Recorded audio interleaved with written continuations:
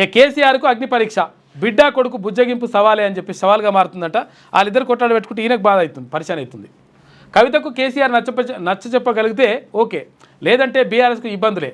కేసీఆర్ చాణక్యంపై అందరి దృష్టి ఆసక్తి. కవితను ఒప్పిస్తారా లేక పార్టీ నుంచి సాగనంపుతారా అని చెప్పేసి చర్చ జరుగుతుందట.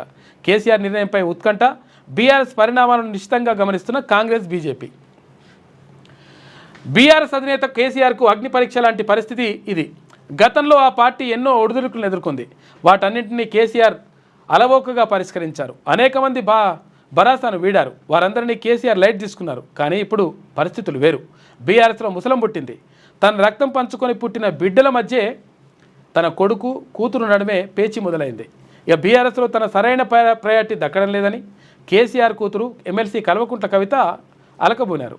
తనకు తమ పార్టీలోనే తీవ్ర అన్యాయం జరుగుతుందని తండ్రిపైనే లేఖాస్త్రాలు సంధించారు.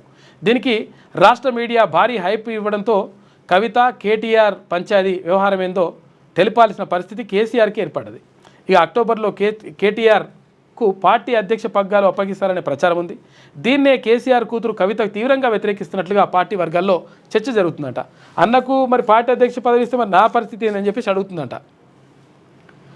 అన్నకు అధ్యక్ష బాధ్యతలు ఇస్తే పార్టీలో తన వర్గ ప్రయోజనాలు దెబ్బతింటాయన్నది కవిత ఆందోళన. అందుకే తన లెక్క ఏంటో తేల్చుకునేందుకు కవిత మంకుపట్టుతో ఉన్నదంట. కేసీఆర్ ముఖ్యమంత్రిగా ఉన్నన్ని రోజులు ఆయనకు పెద్దగా ఇబ్బంది కాలేదు. టీఆర్ఎస్ను బీఆర్ఎస్గా మార్చిన తర్వాత కేటీఆర్కు రాష్ట్ర రాజకీయాలు, కవితను జాతీయ రాజకీయాల్లో యాక్టివ్గా చేయాలని భావించారు.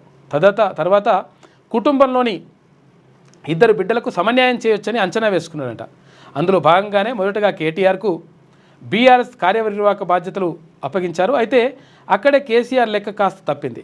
గత రాష్ట్ర శాసనసభకు జరిగిన ఎన్నికల్లో భరోసా ఓడిపోయింది. పార్లమెంట్ ఎన్నికలను ఒక సీటు కూడా గెలవలేకపోయింది.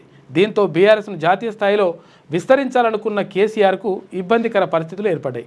ఇదే సమయంలో ఇట్లా బాధ్యతలు ఎట్లా అయిపోయిందట. మొత్తం మీద బిడ్డే కొడుకు పంచాది ఏం చేయాలనో అర్థం కాని పరిస్థితిలో కాకుండా